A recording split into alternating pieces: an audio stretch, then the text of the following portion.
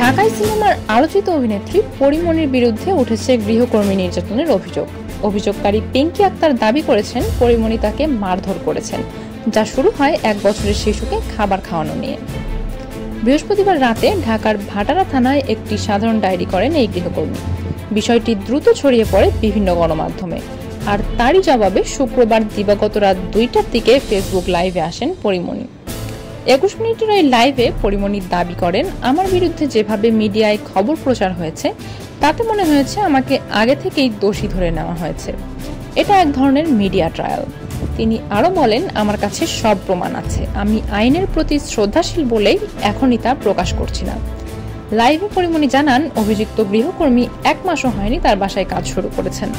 এমনকি পরীমনির ভাষ্যে তিনি ওই মেয়েকে গৃহকর্মী বলেই মানেন না, বরং নিজের স্টাফদের পরিবারই মনে করেন।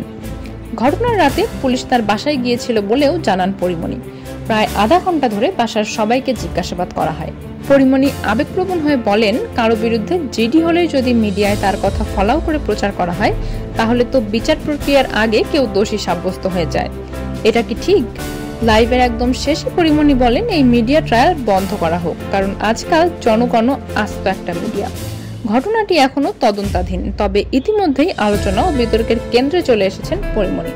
সামনে কি হয় সেটা সময়ই বলবে।